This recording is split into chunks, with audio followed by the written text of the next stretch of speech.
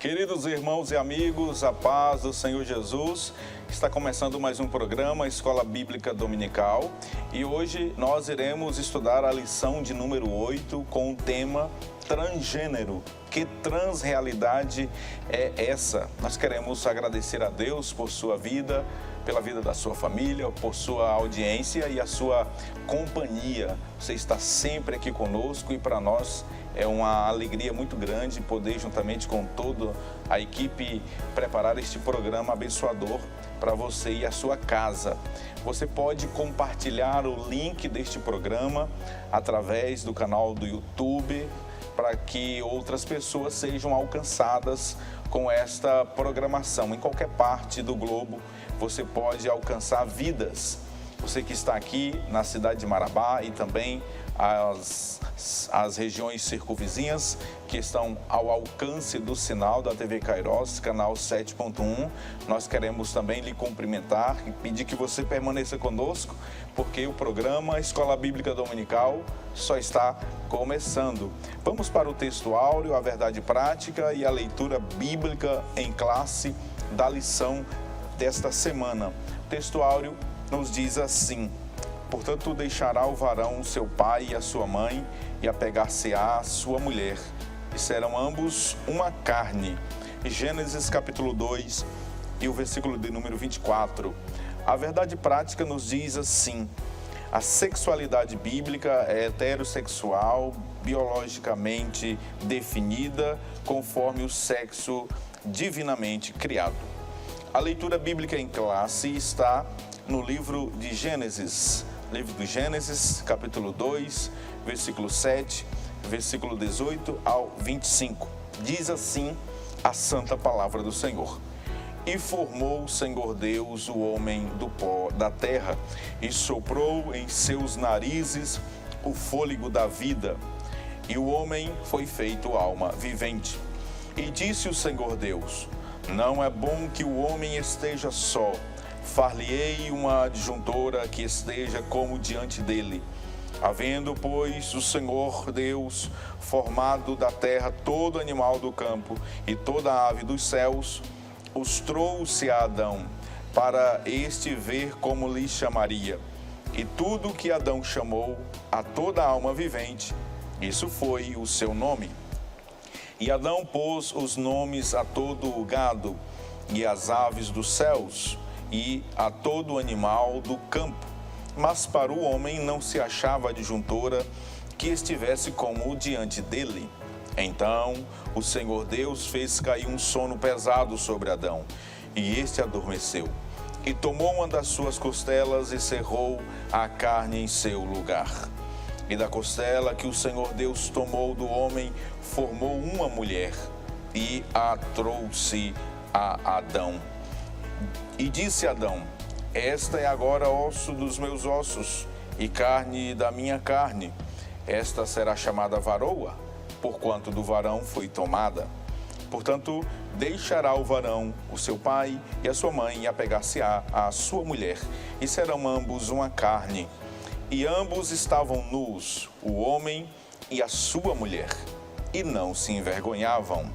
Vamos para os objetivos principais desta lição, onde temos e veremos no primeiro tópico que o objetivo primeiro é explicar que o fenômeno da transgeneridade abarca as questões de identidade de gênero, as distinções entre cisgênero e transgênero e a questão da sexualidade. No segundo tópico, iremos reafirmar a visão bíblica a respeito do gênero. E no terceiro tópico, nós temos como objetivo elencar os efeitos da ideologia transgênica. No primeiro tópico, nós iremos analisar 3 subtópicos com as seguintes temáticas. No primeiro, nós iremos verificar a identidade de gênero. No segundo, iremos apresentar os 2 termos cisgênero e transgênero. Iremos aqui conceituar estas expressões. E em terceiro lugar, iremos trabalhar o subtópico transgênero e sexualidade.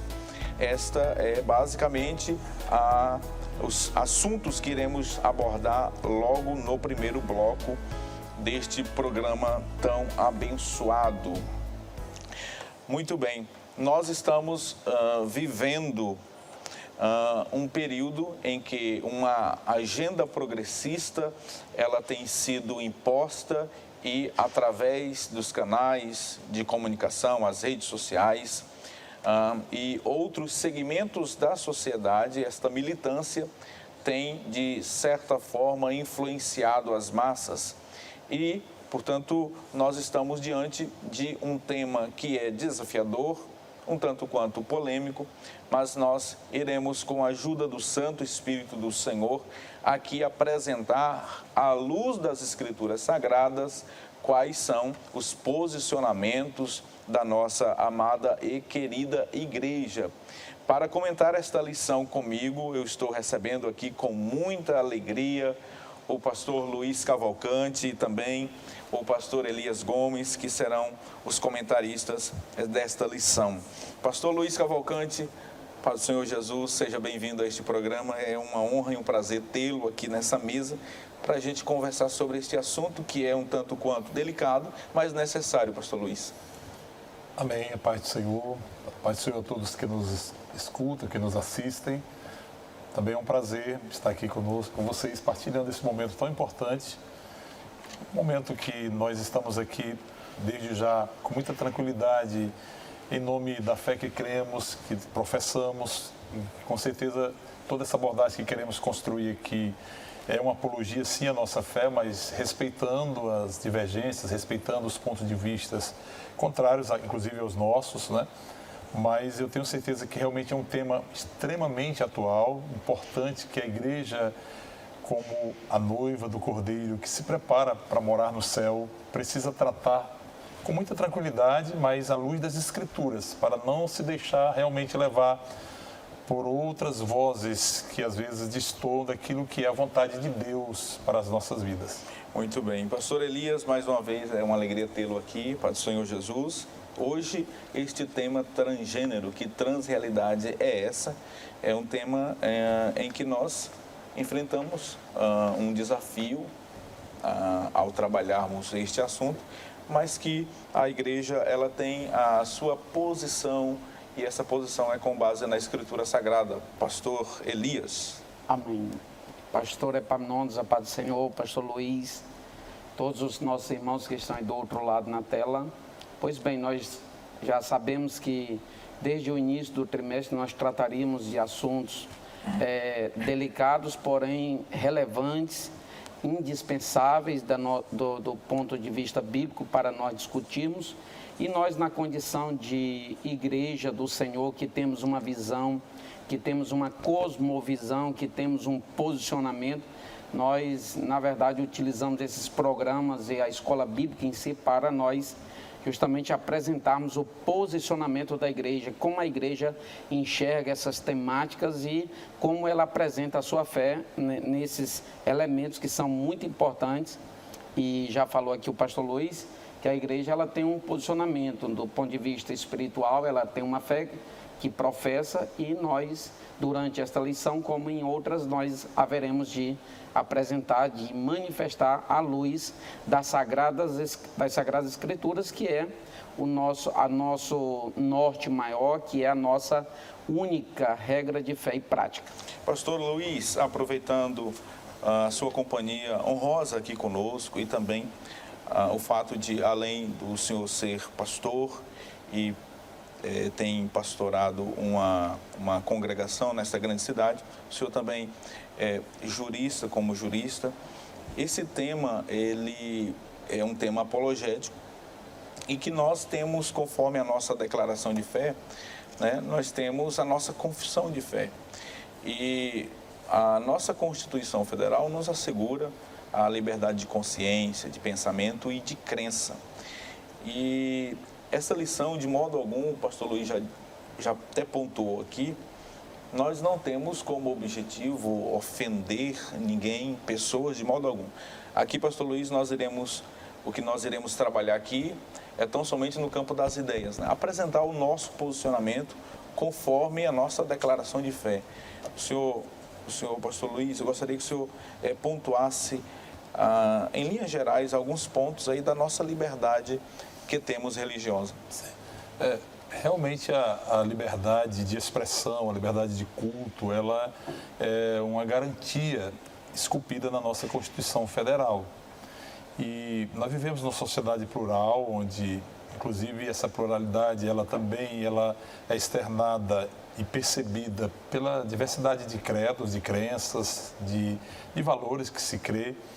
E nós, enquanto igreja, a igreja cristã, aqui nós não falamos tão somente da denominação que representamos, a Assembleia de Deus, mas a igreja cristã, assim como as outras denominações, ela possui esta garantia de externar, de manifestar sua liberdade de credo, de consciência e também de expressão. Então nós estamos aqui, com certeza, exercendo.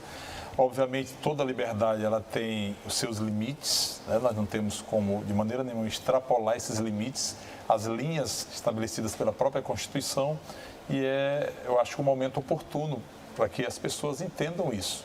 Você pode defender a sua fé, você pode defender a sua fé, os valores que você crê, e você pode, em nome dessa defesa da fé, desta apologia à sua fé, saber que você está exercendo um direito que está atrelado à sua cidadania, garantido por lei, inclusive.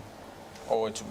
E diante dessa manifestação inicial do pastor Luiz, eu quero começar conversando com o senhor, pastor, sobre o primeiro subtópico, né? A identidade de gênero. A Bíblia, ela é muito clara, a nossa regra de fé e de prática, que Deus criou o homem e que Deus criou a mulher. E nós estamos diante de um tema em que a transgeneridade, né, que é um tema que está muito em alta, destoa do que a Escritura Sagrada nos ensina sobre a identidade de gênero.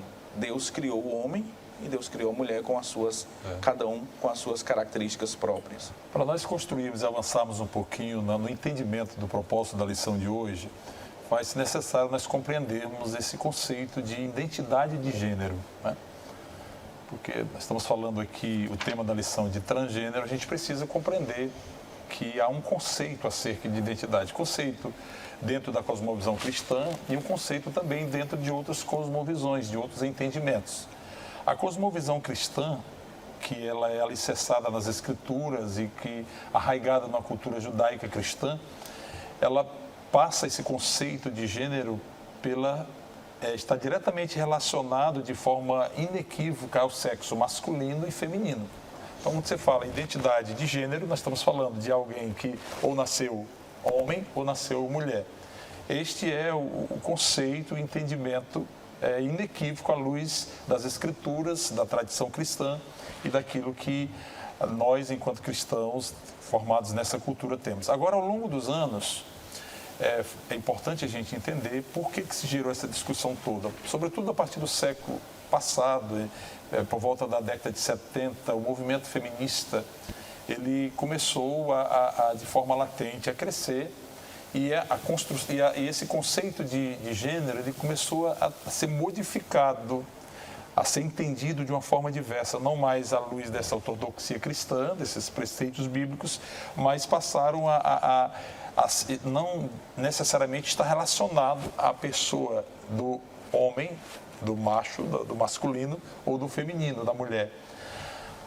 Além dessa questão da contribuição do movimento feminista, as ciências sociais no século passado, influenciados principalmente pelo neoliberalismo e por outras diversas correntes filosóficas que, de uma forma muito acelerada, se desenvolveram, aí a gente passa pelo existencialismo, por exemplo, o próprio marxismo, depois o marxismo cultural, e toda essa construção filosófica do século passado foi desenvolvendo também um outro conceito, uma outra conceituação acerca da identidade de gênero. As ciências sociais passaram, portanto, a enfrentar ou enfatizar, melhor dizendo, que o comportamento social dos gêneros, ele não é mais estabelecido pelo sexo que a pessoa nasceu, mas sim nem tampouco pelas características biológicas do ser homem ou do ser mulher, mas o gênero, segundo as ciências sociais, na sua maioria, entendem que é um comportamento que está influenciado muito mais pela cultura, pelas influências das escolhas, pelo meio no qual a pessoa está inserida. Então, esse gênero vai se desenvolvendo não necessariamente em decorrência dele ter nascido homem ou mulher, mas pelas influências que essa pessoa recebe, seja ela o aspecto cultural, o aspecto social, comportamental. Então, ocorreu essa mudança e por isso que há essa discussão hoje. Inclusive, alegam eles, usam muito essa expressão, nasceu no corpo errado. Pastor Elias, diante desse contexto trazido pelo pastor Luiz Cavalcante, o movimento feminista, sobretudo, eles e outros alegam que o sexo não é determinado biologicamente, e essa construção social que o pastor Luiz apontou aqui. E a ciência biológica, pastor Elias, o que ela tem a nos dizer? Nós temos aqui dois termos, cisgênero e transgênero. Para nós introduzirmos a nossa audiência nesse assunto, é necessário a gente conceituar esses dois termos aqui, até do ponto de vista biológico. Com certeza, pastor Epaminondas. Pastor Luiz, algumas terminologias, alguns vocábulos, digamos, alguns até neologismos fazem parte do âmbito ou do bojo de estudo desse assunto, dessa temática, e tem alguns elementos aqui que nós jamais devemos deixar de observar do ponto de vista conceitual. Já foi falado aqui de gênero, já foi falado aqui, e aí se tratará também sobre sexo, sobre sexualidade, etc. Mas nesse contexto, o assunto, o comentarista, pastor Douglas, até traz sobre cisgênero e transgênero. Quando ele fala de cisgênero, ele fala sobre aquela pessoa que apresenta um comportamento, digamos, no dia a dia, um comportamento social condizente, digamos assim, do ponto de vista de gênero, condizente ao sexo ou condizente àquele do nascimento. Então, até se classifica que cisgênero é o termo utilizado para referir-se ao indivíduo que se identifica em todos os aspectos com seu gênero de nascença. Ou seja, quando não tem essa discordância entre aquilo que a pessoa imagina quanto o seu comportamento no dia a dia, o seu comportamento social, o seu comportamento de relacionamento com as pessoas, seus desejos, quando isso não difere, quando não, digamos, não discorda, digamos, do seu gênero de nascimento, ou se é masculino ou feminino, então essa compatibilidade, esse alinhamento se chama de cisgênero, E quando não existe isso, se fala de transgênero. Transgênero, portanto, classifica a pessoa cujo gênero está em oposição ao sexo de nascimento, ou seja, um indivíduo que nasce com genitália masculina, mas se assume mulher, ou nascido fêmea, mas que se comporta como homem. E aqui é onde se parte do princípio que eles dizem, aquilo que o pastor Luiz falou, que o sexo para eles é uma determinação biológica. Já o gênero, que se resume nesse comportamento aqui, é uma construção social, histórica, cultural e etc. Então, só para diferenciar que o transgênero, então, é quando existe essa discordância, digamos assim, essa falta de alinhamento entre o comportamento e a classificação do sexo do ponto de vista do seu nascimento. E quando existe o alinhamento, então se fala de cisgênero. A escritora, pastor Epaminondas, Nancy Pierce, ela até traz um conceito dizendo que o termo transgênero foi expandido como um termo guarda-chuva, que cobre várias categorias que costumavam ser distintas, como travestis e transexuais. Como o transgênero é mais aceito socialmente do que os termos anteriores, o termo passou a ter uso crescente nos anos recentes. Então, hoje ele também é utilizado para incluir várias categorias novas, tais como gênero queer, bigênero, gênero fluido e muitas outras. Então, o termo transgênero aqui é uma designação utilizada nesse meio para abranger vários aspectos, digamos, ou vários tipos de expressões sexuais. Ótimo. Pastor Luiz, dentro desse universo, dentro dessa cosmovisão do progressismo apresentado, né? Nós temos o transgênero e sexualidade. E dentro desse bojo existem várias categorias, né? Existem pessoas que se identificam conforme as muitas categorias apresentadas aqui pelo pastor Douglas Batista. Nós temos uma visão bíblica, né, de todas essas manifestações. Mas aqui o pastor Douglas, ele coloca, eu quero até ler para o senhor fazer o comentário. Para os especialistas, a orientação sexual de uma pessoa é definida de acordo com o gênero que ela se identifica e por qual gênero sente atração sexual, a saber. E aqui ele coloca várias categorias apresentadas aqui pelo autor. Uhum. Esse fenômeno da transgeneridade, que é o que nós estamos tratando hoje aqui, ele tem a ver exatamente com o questionamento da identidade do gênero, né? Esse é o ponto-chave dessa lição, né? O fato da pessoa ter nascido com a genitália masculina e ela, ao longo do tempo, escolher viver como uma pessoa do sexo feminino. E isso, dentro das diversas manifestações de orientação sexual, ela pode estar, uma pessoa, por exemplo, ela transgênero, ela pode ser um homossexual, ela pode ser aquilo que hoje normalmente se denomina como pansexual, a pessoa bissexual, existem os não binários, existe uma categoria e um leque muito grande de experiências que abarcam e que são abarcadas por esse fenômeno da transgeneridade. Então, uma pessoa, por exemplo, ela pode ser um homossexual e ela também se intitular uma transgênera, né? Uma pessoa pode ser uma bissexual e ser abarcada por essa questão do transgênero. Então, realmente, o fenômeno da transgeneridade ela tem a ver com esse questionamento da identidade do gênero. E pode haver, inclusive, migração, né? Sim. Com o passar do tempo, a pessoa se identifica com uma categoria. Sim. Ela permanece um tempo e depois ela parte para outra. E aí reside exatamente a divergência com aquilo que são os preceitos contidos nas Escrituras. Porque nós vemos logo no Gênesis o Senhor falando de uma forma muito clara que Ele criou o homem e a mulher com uma identidade de gênero. Homem e mulher os criou. Em outras versões bíblicas, macho e fêmeas os criou. E é por isso que nós, que temos a Bíblia como autoridade normativa, como a base e a plataforma dos nossos preceitos éticos, sobre os quais são construídos a moral cristã, a nossa ortodoxia, que nós não abrimos mão deste conceito bíblico. Nós respeitamos a pessoa que toma essa decisão, né? Mas para nós cristãos, para a pessoa estar inserida dentro daquilo que é a vontade de Deus contida nas Escrituras, na fé que nós possuímos, nós entendemos que esse conceito de transgeneridade ele não é abarcado pelas Escrituras. Ou seja, afrontam a nossa cosmovisão cristã.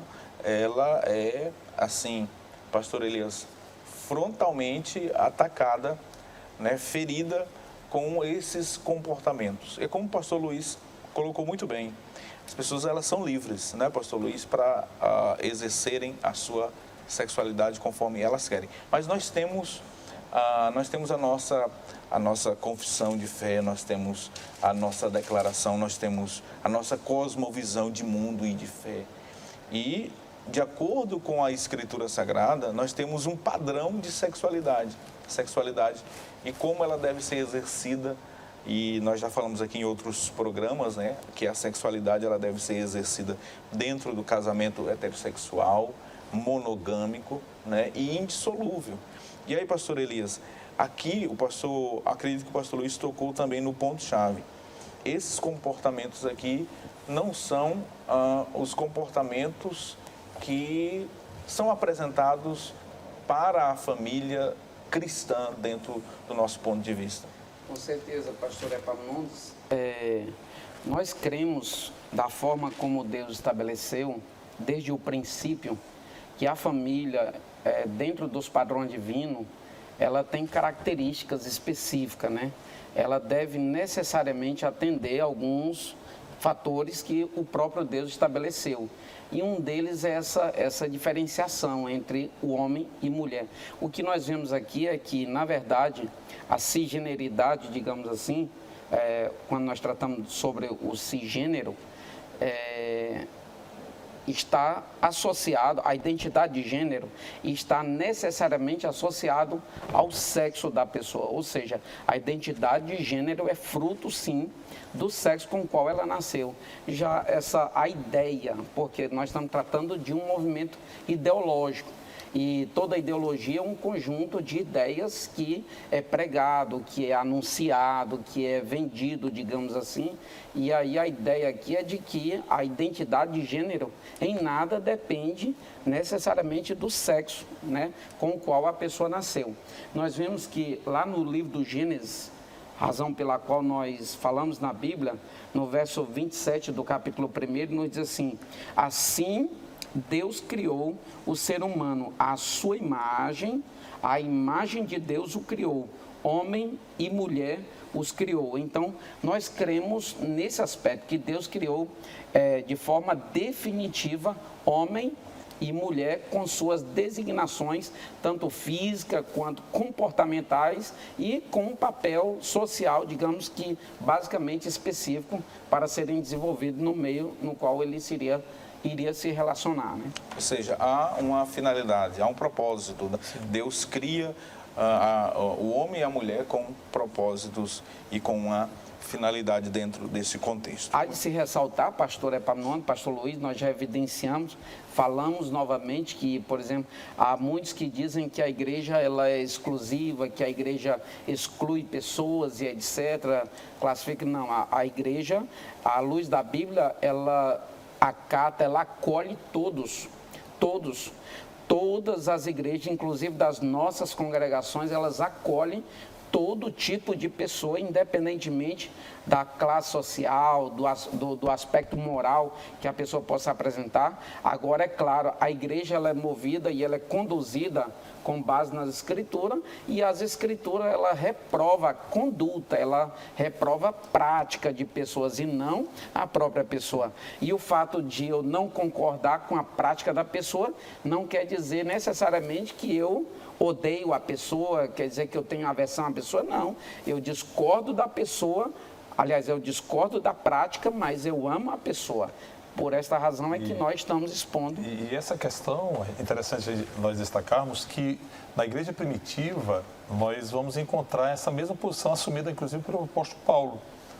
Se você pegar a carta de Paulo ao Corinto, o contexto da igreja de Corinto era uma igreja que tinha um histórico de práticas semelhantes a essa que nós estamos falando aqui.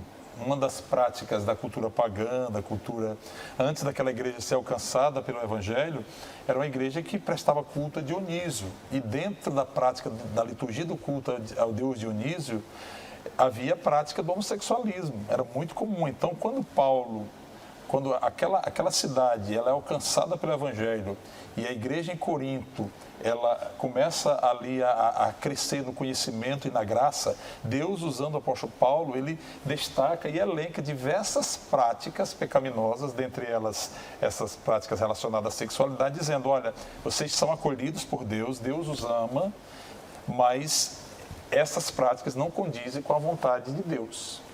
Vocês estão aqui conosco, mas precisam... É de uma forma muito clara, se você pegar a carta de Paulo a Coríntios, se não me engano, acho que é o versículo 6, onde claramente você percebe Paulo declinando todas essas experiências, não só relacionadas à sexualidade, porque isso é muito interessante a gente abordar, porque às vezes a gente acha que a sexualidade ou os pecados relacionados à sexualidade, eles são piores do que os outros pecados. Não. Paulo lá traz outra lista, exatamente, né? Com certeza. O furto, o roubo, o adultério. Exatamente. Existe, na realidade, aquilo que na filosofia a gente chama de natureza teleológica.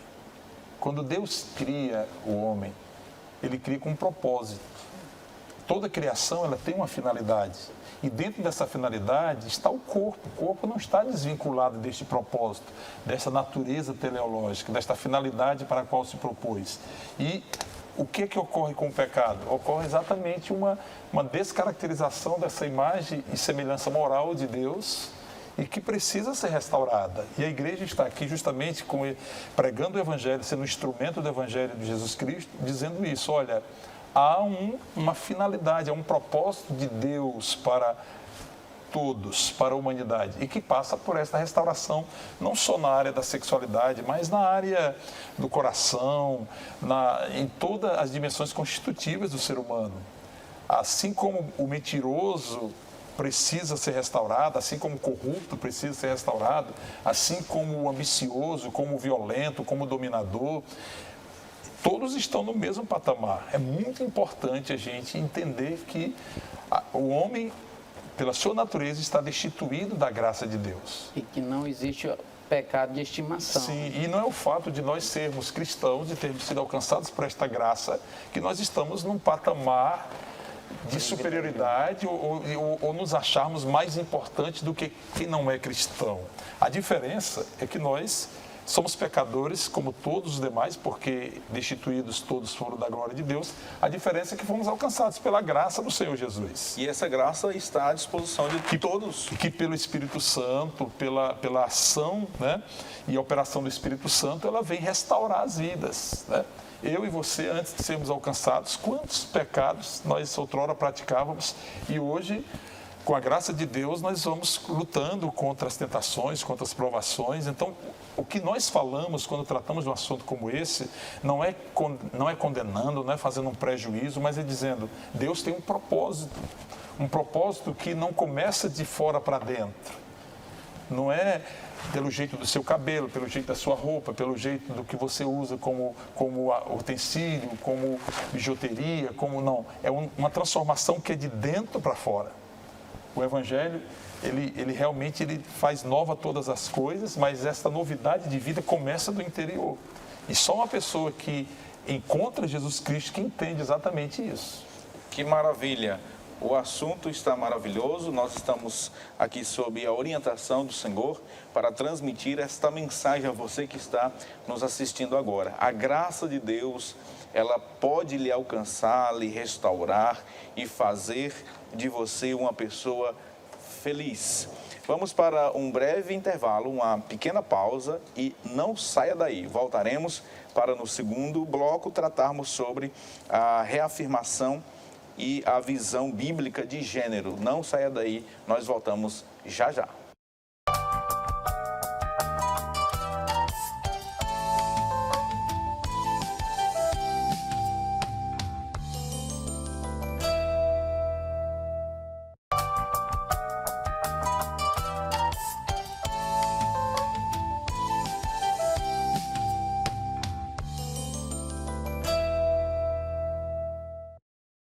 Estamos de volta com o programa Escola Bíblica Dominical, hoje estudando a lição de número 8 com o tema transgênero. Que transrealidade é essa?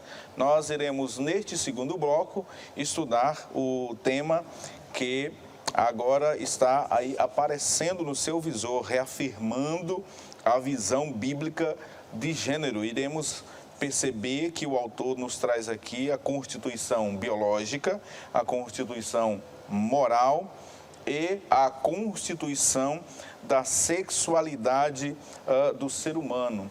E eu inicio esse segundo bloco chamando aqui para o centro das discussões o pastor Elias. Pastor Elias, o pastor Douglas Batista, nesse segundo tópico, ele aqui tenta estabelecer, né, ou reafirmar os nossos marcos bíblicos em relação à constituição do gênero, né? E aí eu gostaria que o senhor trabalhasse a constituição biológica e depois eu vou conversando aqui com o pastor Luiz sobre essa constituição moral. Muito bem, pastor Epaminondas, pastor Luiz. Nós vemos que pela declaração de fé, que é onde está a síntese, digamos assim, das doutrinas que constitui o nosso credo, nós sabemos que desde o princípio, o próprio Deus, Ele mesmo criou homem e mulher, um diferente do outro. Já lemos aqui o versículo de número 27 do capítulo 1 do Gênesis. Portanto, diferentemente da postura e do comportamento transgênero, ou dessa ideologia que prega e acredita, incentiva as pessoas a crerem que o homem é construído, ou o homem, a sua identidade, digamos, de gênero, é fruto dos seus sentimentos, dos seus desejos, é fruto do sexo pelo qual ele tem interesse. Então, todas essas concepções, comportamento, tudo isso são elementos imprescindíveis para a determinação da identidade de gênero. Diferentemente, nós acreditamos que o homem e a mulher é definido desde o princípio. O homem é tricotômio. Deus fez o homem com 3 partes fundamentais, principais: alma, corpo e espírito, sendo que 2 são partes imateriais, e a representação desse ser, que é o corpo físico, esse corpo palpável, esse corpo visível, que é uma representação como fosse um volume, digamos assim, no qual consiste a existência da alma e do espírito. Então, nós assim cremos, partindo do princípio de que o próprio Senhor usou o apóstolo Paulo para escrever na 1 Tessalonicenses, capítulo 5, versículo 23, fazendo ênfase à existência dessa alma, desse espírito e desse corpo, onde uma parte seria onde estaria, digamos, aquilo que nós chamamos de sede dos sentimentos humanos. A outra parte é a parte que se comunica com Deus, com o Eterno, e esse corpo físico aqui é a representação, como já falamos, do ser. Pois bem, nós acreditamos que esse corpo físico, ele tem características específicas, né? Biologicamente ele foi constituído de um par de cromossomos, e assim nós acreditamos porque ao longo do tempo nunca foi provado cientificamente, biologicamente, nunca foi provado que existe um terceiro sexo, que existe um terceiro gênero. Não existe. Nós assim cremos à luz das Escrituras e também acreditando naquilo que a ciência diz, que todo ser humano, ele é ou XX ou XY, sendo XY esse par de cromossomos que representa o ser macho, o ser masculino, e XX o ser fêmea, o ser, né, feminino. Então, assim nós cremos. Baseado então nisso, nós dizemos que a ética sexual cristã, ela está fundamentada no modo como os seres humanos então foram originalmente criados, assim como Deus estabeleceu lá no princípio, no Gênesis capítulo 1, verso 27, e também no capítulo 2, versículo de número 24, macho e fêmea. Na lição anterior, nós trabalhamos a desconstrução da feminilidade bíblica, e nós vimos ali as 3 ondas do movimento feminista, e lá por volta da segunda onda, a autora Simone de Beauvoir, com aquela frase que virou um clichê, né? Não se nasce mulher, torna-se mulher. Então vai de encontro com a ciência biológica, pastor Elias. Exatamente, pastor. E toda essa ideologia, ela abre precedentes para que se tenha outras modalidades, outras expressões digamos, sexuais, e assim sendo, se abre precedente para a prática da prostituição, do adultério, da fornicação, da lascívia. Então, na verdade, em muitas situações, o que existe por trás é um desejo, na verdade, por uma indução do mal para se realizar tais práticas em nome, né, desse sentimento, em nome de uma paixão que o apóstolo Paulo, em Romanos capítulo 1, chama de paixão vergonhosa. Então, nós sabemos que esses comportamentos, esses sentimentos, eles não são fatores determinantes do gênero. O que determina para nós, do ponto de vista bíblico, o que determina o gênero é propriamente o sexo com o qual o ser nasceu. Agora, pastor Luiz Cavalcante, fica claro quando a gente estuda as Escrituras Sagradas que tem uma origem tudo isso, né? Tem um pecado que nós chamamos de pecado raiz, uma depravação raiz, uma depravação total. O homem, ele foi feito imagem e semelhança de Deus e moralmente perfeito diante de Deus. mas houve uma queda. E dentro do plano teleológico de Deus, nós temos a queda, nós temos a criação, a queda, a redenção, a restauração e a glorificação, em que pese o homem estar nesta condição de caído, mas ainda Deus está buscando restaurar esses que assim se encontram. Fale um pouco sobre essa constituição moral do homem. O senhor falava de algo muito importante, né? Quando nós olhamos para a cosmovisão bíblica cristã, nós olhamos um Deus de propósitos, um Deus com propósito. Deus não nos criou aleatoriamente ou a esmo, não. Deus nos criou com um propósito, a fim de que Ele seja adorado e através das nossas vidas o seu nome seja glorificado e que realmente, assim como os anjos foram criados com um propósito, também nós, seres humanos, assim fomos. E esse propósito de Deus é muito importante a gente entender que ele é expresso, manifesto através de uma moralidade. Por isso que nós, à luz das Escrituras, nós defendemos a fé cristã e não concordamos com as ideias progressistas morais atuais, porque hoje elas estão eivadas de um relativismo moral muito grande. Relativismo esse que já não se tem mais cláusulas pétreas morais. As coisas, nós vivemos hoje e querem obrigar as pessoas hoje, de uma maneira geral, muitos assim desejam, impor uma ditadura do relativismo, ou seja, não existe mais ortodoxia, não existe mais valores absolutos. Nós cremos que o propósito de Deus, ele se realiza e vai se realizar se for dentro de uma moralidade estabelecida pelo próprio Deus. Moralidade esta que está ligada diretamente ao seu amor por nós. Tanto é que com a queda, como o senhor falou, o homem ele passa a adquirir uma feiura moral. Ele vai perdendo a semelhança de Deus. Semelhança essa que são os atributos morais comunicáveis ao ser humano. Quanto mais você mergulha no pecado, aquilo que a Bíblia chama que um abismo vai chamando outro abismo, é exatamente isso, você vai ficando descaracterizado moralmente. A mentira nos faz não parecidos com Deus, porque a Bíblia diz que o pai da mentira é Satanás. Então, no momento que eu escolho a mentira, por exemplo, eu estou escolhendo não a fisionomia, a semelhança de Deus para a minha vida. Outro pecado é que vamos imaginar, a soberba. A Bíblia diz que a soberba precede a queda, né? O orgulho, a arrogância, isso tudo descaracteriza moralmente. Assim como esses pecados relacionados à sexualidade. Deus, ele nos criou com um propósito. E hoje o que acontece? Em razão desse relativismo moral, as pessoas passam a experimentar e fazer escolhas desprovidas de uma ortodoxia. Há uma erosão dessa moralidade cristã.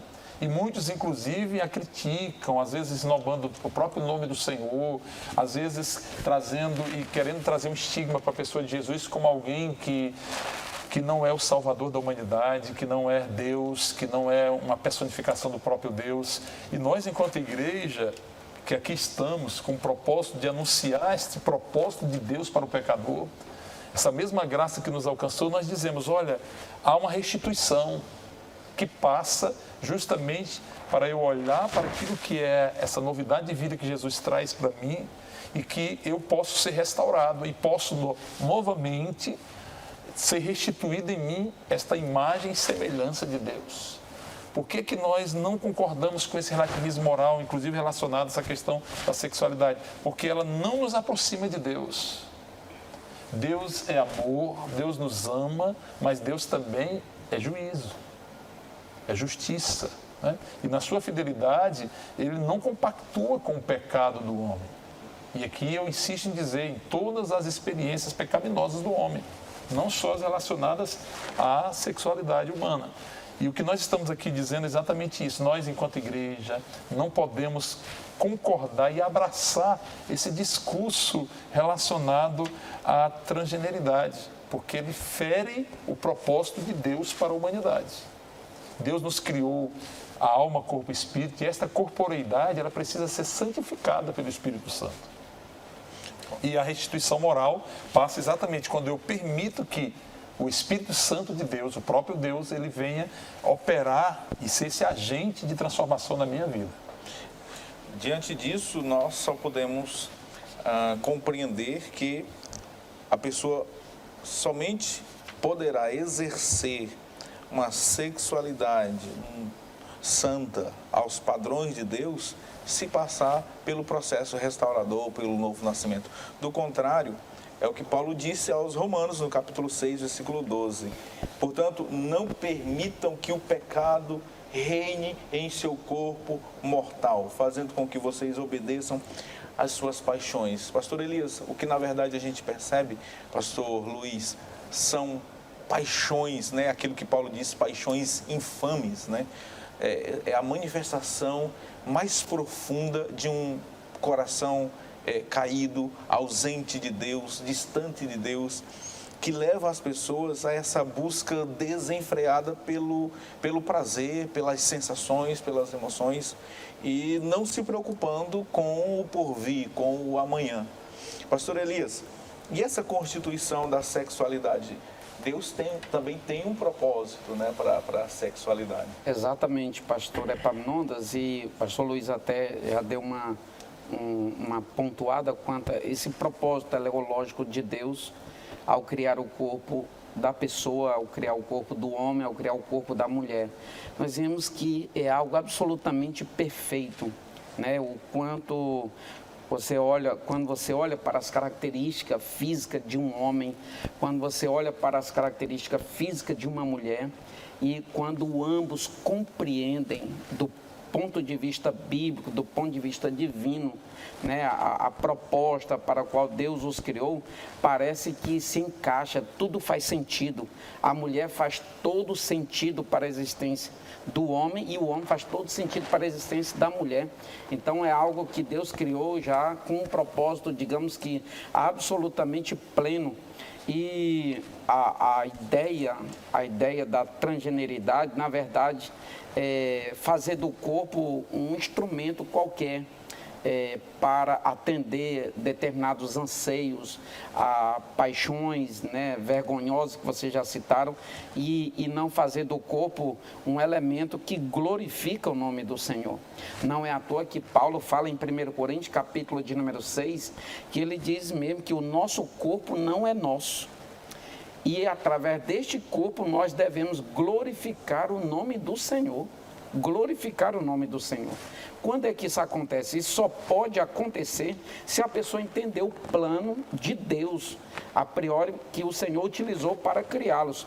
Ainda citando Nancy Pierce, ela diz assim: ter um corpo masculino é ter um corpo ordenado estruturalmente para a união amorosa com um corpo feminino e vice-versa, da mulher também para com o homem. Então, tanto um quanto o outro foram criados debaixo de um propósito absoluto, um propósito, digamos que é glorioso. Na visão bíblica, nós vemos que vários são os propósitos. Não é só a satisfação sexual, e também não é só a procriação, porque há pessoas que migram para os extremos.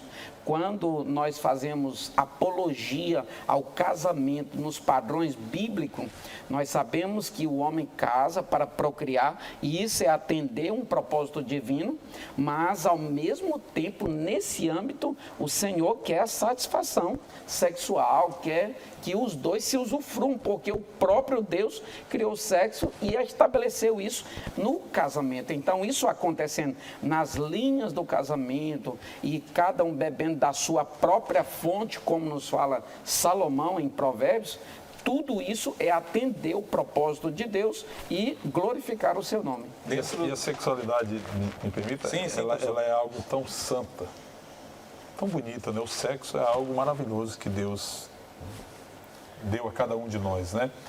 E a sexualidade, essa questão do gênero, do próprio sexo, não pode se restringir, se reduzir a meros estereótipos sociais ou influências. Eu acho que é diminuir demais uma coisa tão bela e tão bonita que Deus fez, né?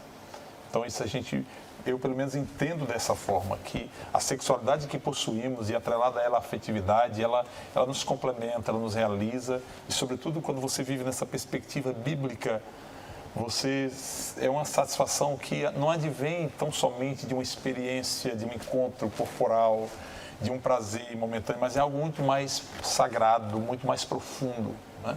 Olha o que a Bíblia diz dentro do que vocês estão colocando, e o próprio comentarista ele traz esta passagem, Eclesiastes 9:9. Aproveita a vida, olha só o verbo aproveitar, a vida com a mulher que você ama, todos os dias dessa vida fugaz que Deus lhe deu debaixo do sol. Então, é isso que vocês estão colocando. Deus tem um padrão, Deus tem, né, pastor Luiz? Deus tem para o homem e para a mulher, né, essa magnitude que é o relacionamento. O sexo biológico, ele é um dom de Deus, né? É algo maravilhoso. É um presente de Deus, né? Não é verdade? Então isso é muito importante a gente ter em mente, né? Nós iremos para mais um intervalo comercial. Eu quero pedir que você permaneça conosco. Nós iremos, no próximo bloco, estudar sobre os efeitos da ideologia transgênero, né? Quais são os efeitos do progressismo a partir, né, da ideologia transgênero na sociedade. E eu peço que você não saia daí, o programa está imperdível, nós voltamos já já.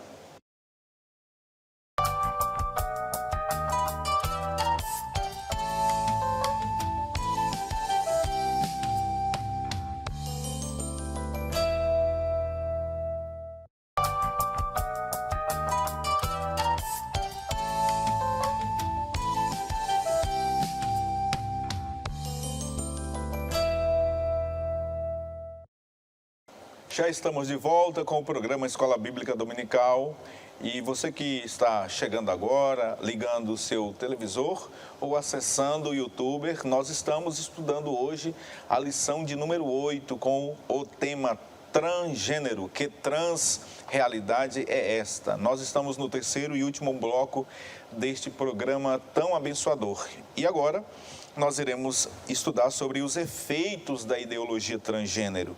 3 subtópicos nós iremos trabalhar neste último bloco do programa. O primeiro, depreciação da heterossexualidade. O segundo, construção de narrativas.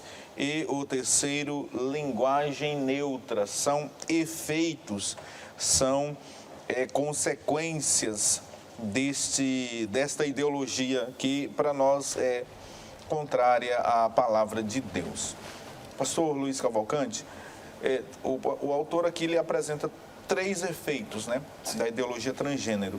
E no primeiro, nós temos essa depreciação, né, a heterossexualidade apresentada, obviamente, pelas Escrituras Sagradas.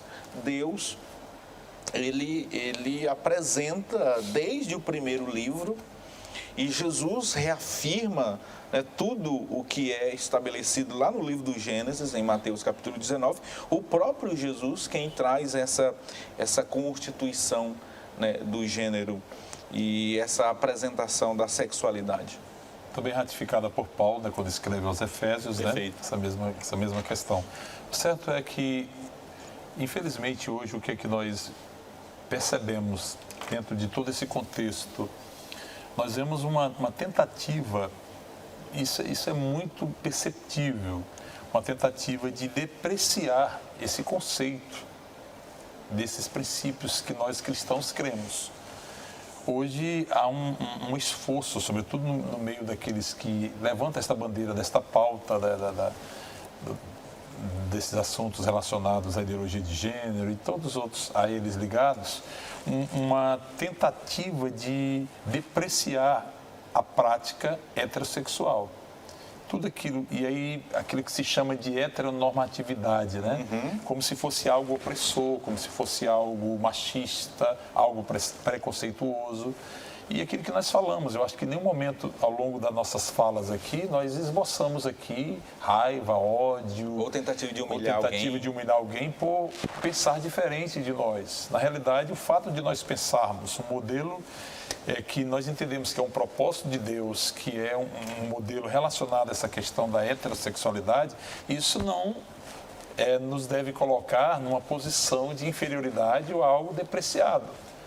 Esses valores continuam sendo valores que precisam ser respeitados, independente das divergências de ideias, mas precisa ser respeitado. Então, o que hoje nós percebemos, infelizmente? Há uma acusação, hoje às vezes gratuita, né, muitas vezes lacônica, de que todos os héteros são preconceituosos, são machistas, são transfóbicos. Isso, na realidade, não é a verdade.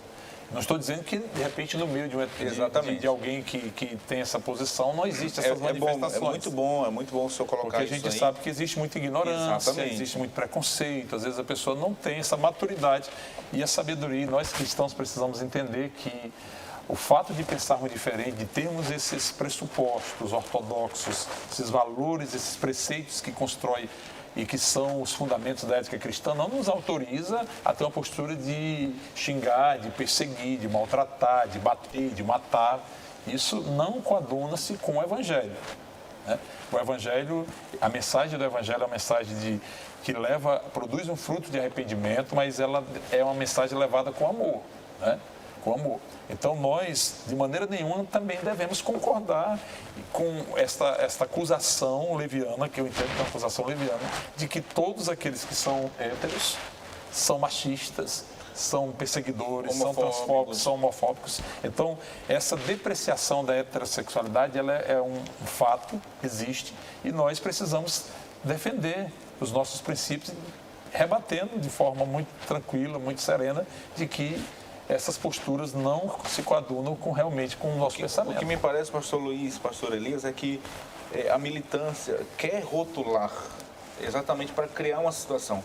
Eles querem rotular nós, evangélicos, cristãos, de um modo geral, né, com esse estigma, para que criem, de fato, uma situação. E o senhor pontuou muito bem, e eu quero reafirmar isso aqui. Se no nosso meio alguém eventualmente se comportar assim, é porque esta pessoa não conhece o Evangelho. O Evangelho é o Evangelho da paz.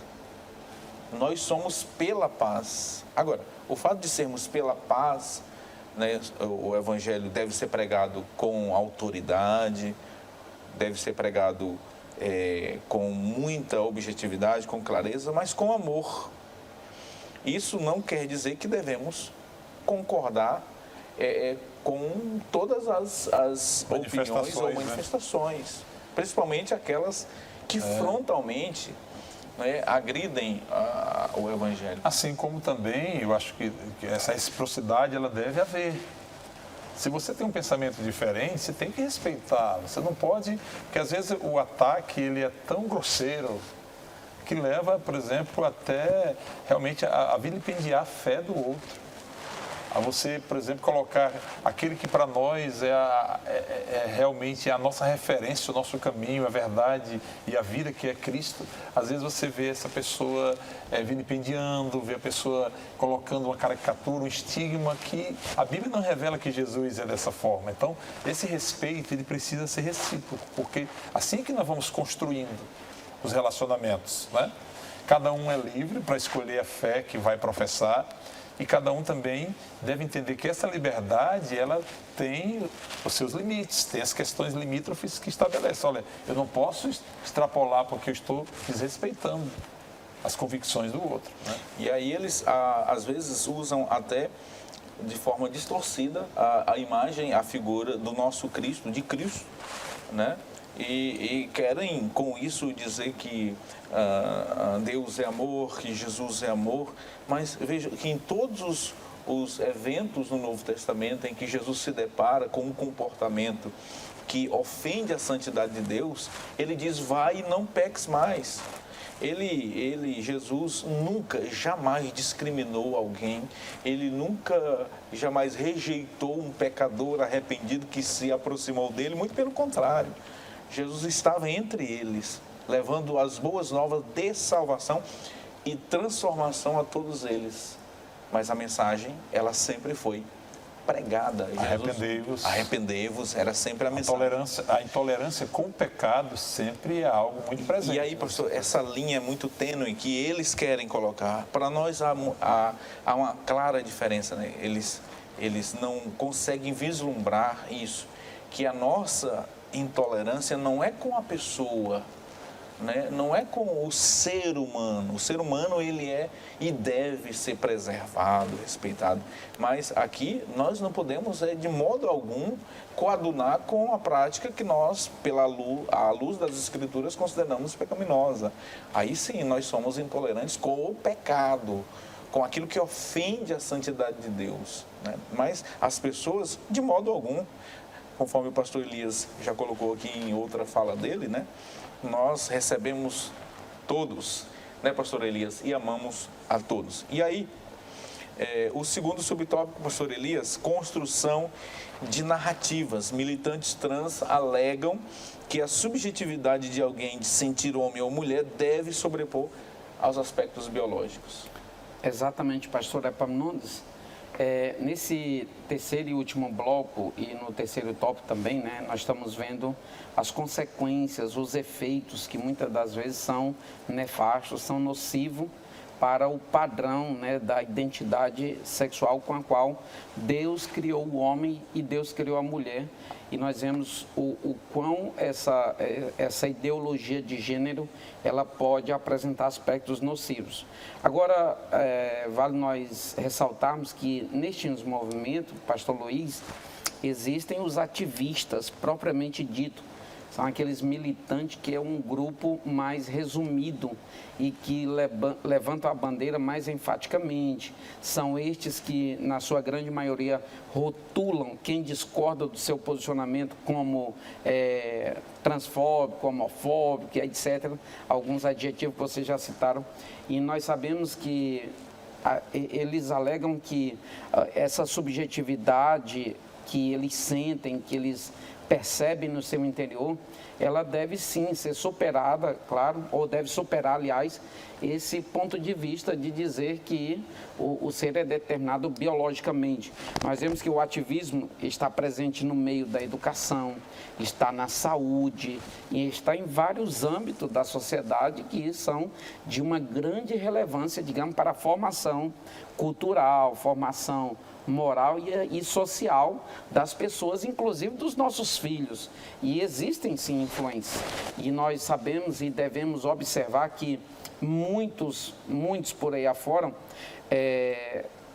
são movidos por matérias de jornais que muitas das vezes são descompromissados com a verdade, estão alinhados com interesses escusos de determinados movimentos e querem sensibilizar as pessoas, cativar, e muitas das vezes aquilo ali não é uma informação séria, às vezes não é uma informação precisa e deve ser observado mais diligentemente antes de acreditar, porque em muitas situações por aí se acredita que o Brasil, por exemplo, é um país homofóbico, o Brasil é um país transfóbico, é um país que tem aversão a isso, ao ponto de agredir, porque homofobia é isso, é agredir, é tratar da forma que o pastor Luiz já falou.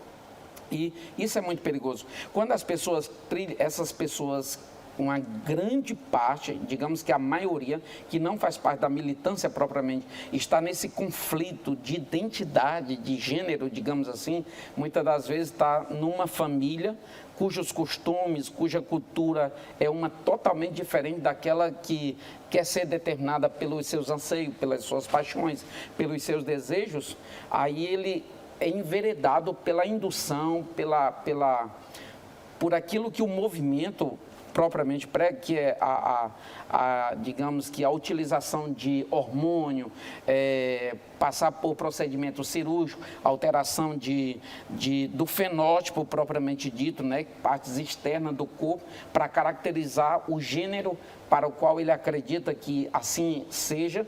Isso é muito perigoso. Um colégio nos Estados Unidos, nesse livro de apoio, traz o relatório, 3 pontos básicos, como resultado de uma pesquisa muito séria que foi realizada no American College de Pediatria.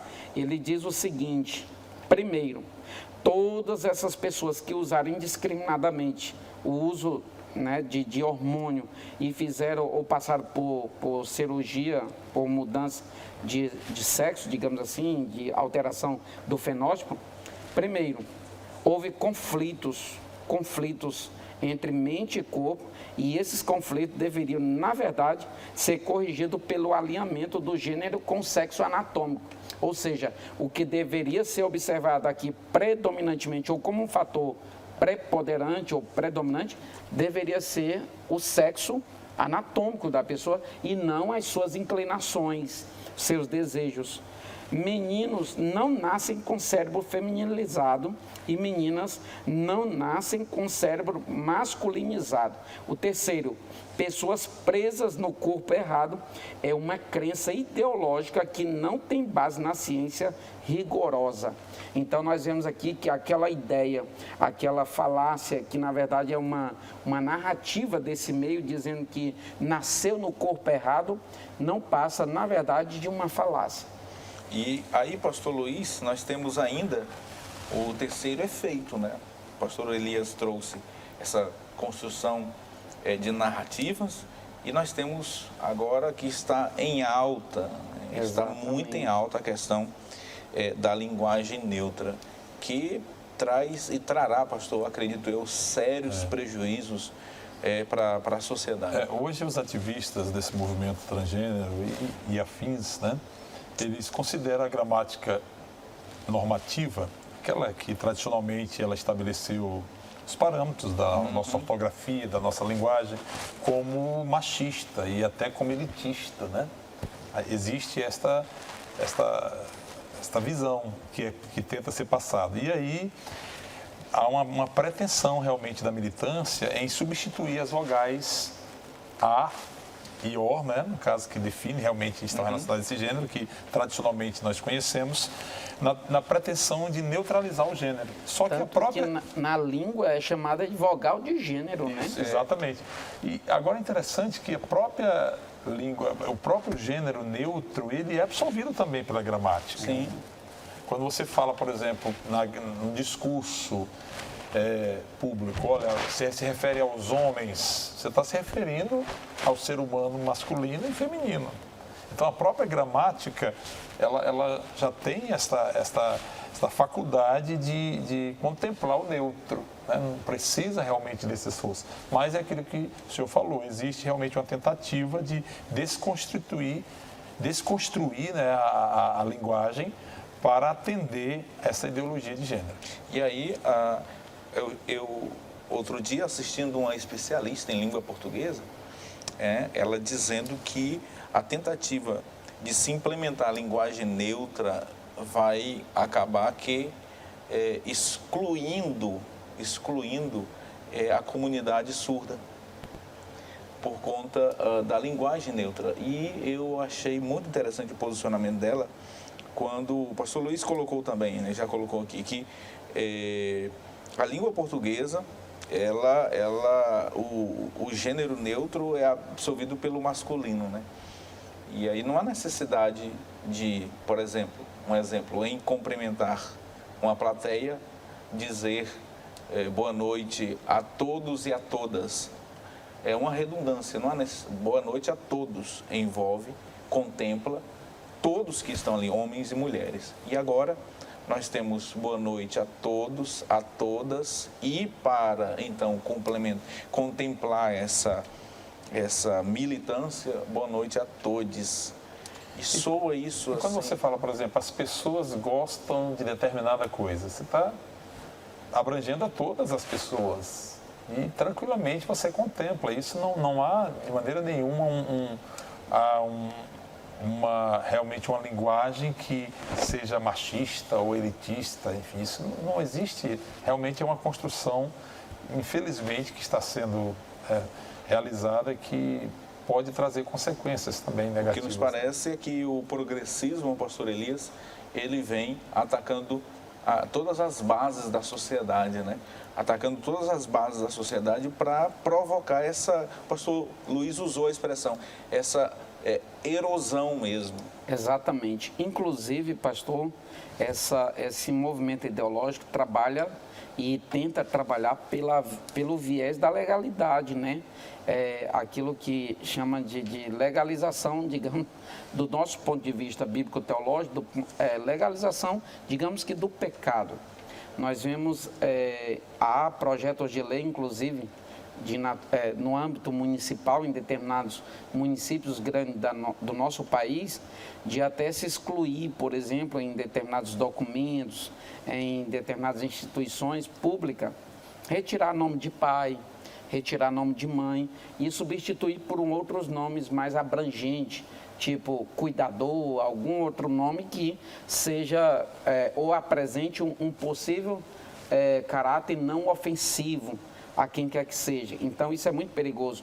Nesse contexto, só se especificando mais sobre essas tentativas de mudança de gênero, pastor, os termos elo, né, no lugar de ele ou ela, usar um termo genérico, todos, o senhor já falou, e amigues. Então, já nós alertando os irmãos e a todos quantos estão nos assistindo, isto é proposta, sim, para se implementar na língua, e isso acaba sendo perigoso para nós. Pastor Luiz, pastor Elias, para a gente encerrar este programa abençoador, né? Um programa que enriqueceu a todos nós. Eu gostaria que vocês aí, com uma aplicação até, incentivasse a nossa audiência, especialmente, pastor Luiz, nossos adolescentes e jovens, a assumirem a visão bíblica que Deus tem sobre o corpo e não terem vergonha de se posicionarem. É olhar para Cristo, né? Eu acho que quando nós olhamos para Cristo, nós entendemos todo o plano de Deus para a nossa vida. Por isso que nós olhamos para Ele, que é o autor e consumador da nossa fé. Porque quando nós olhamos para Cristo, nós entendemos que o plano de Deus para nós é perfeito, a vontade dEle é boa, agradável, perfeita, e que vai nos encher de uma experiência amorosa. Quando nós nos voltamos para Cristo, nós entendemos e assimilamos uma experiência que vai ser realmente externada no dia a dia, advinda do próprio Deus. Então, para quem é que nós devemos olhar?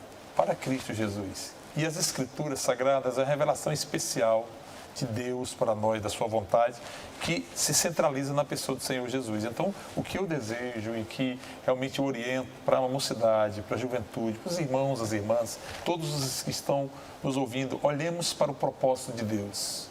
E sempre que surgir qualquer dúvida, gente, qual é a vontade de Deus para a minha vida? Para a minha vida, e aqui não só relacionada à sexualidade, mas a minha vida afetiva, a minha vida profissional, a minha vida social, né? Qual é a vontade de Deus para a minha vida? Porque aí nós vamos não olhar na perspectiva ideológica, de uma ideologia limitada, de um discurso limitado, de uma narrativa limitada, mas nós vamos olhar para aquilo que é a vontade de Deus, né, para as nossas vidas. Então, olhemos para Cristo.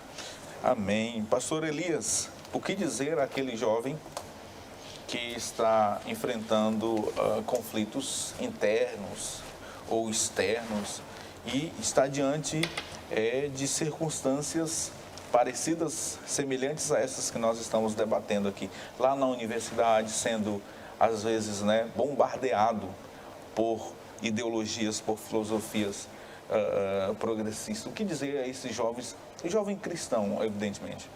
Muito bem, pastor Epaminondas, nós temos a dizer que nesse término de programa, diante do que nós estudamos, nós sabemos que a igreja ela está num conflito e nós estamos numa batalha na condição de igreja, mas a nossa luta não é contra a carne, não é contra pessoas, nem contra essas tais, né? Nossa luta é contra as potestades do mal, é contra uma força invisível que existe nesse meio e contra a qual nós estaremos sempre lutando, tomando como base as Sagradas Escrituras, e ela sempre será a nossa referência, será o nosso norte, será a nossa bússola maior.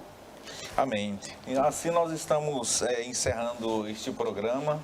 Nós queremos agradecer a presença aqui dos nossos comentaristas, o pastor Luiz Cavalcante, pastor Elias Gomes, que sempre estão aqui cooperando com o reino de Deus, abençoando as nossas vidas, as vidas dos professores que acompanham semanalmente este programa, que de alguma forma os ajuda a elaborar a sua aula semanalmente. Nós queremos agradecer a Deus pela vida dos nossos irmãos que estão ali na parte técnica, na pessoa do irmão Albert, e também todos os nossos pastores, companheiros de vida eterna, que agora nos assistem. Deus abençoe, Deus lhe dê a cada um de vocês sabedoria para conduzirem o rebanho que o Senhor lhes concedeu para pastorearem.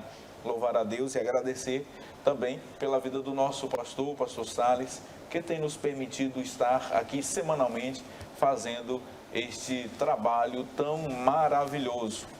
Assim, nós queremos encerrar este programa convidando você a participar presencialmente desta lição bíblica na sua congregação.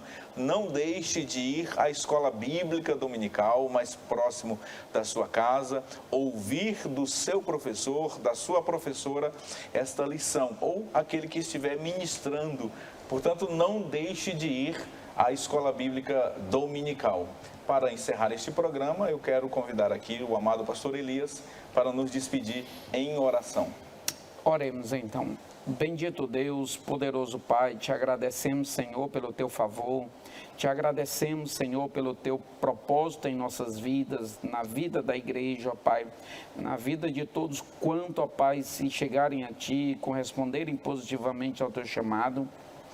Deus de Israel, continua abençoando teu servo, pastor Epaminondas, sua família, pastor Luiz, toda a sua casa, Senhor, em o nome de Jesus, abençoa minha família, o pastor Salles, toda a sua família, ó Pai Santo, bem como toda a tua igreja em Marabá. Senhor, ser conosco, nos direciona cada vez mais, e que todos, ó Deus, que foram alcançados por este programa, sejam abençoados, edificados, ó Pai Santo, e alicerçados no poder da tua palavra. Nós te agradecemos e te louvamos em o nome de Jesus. Amém.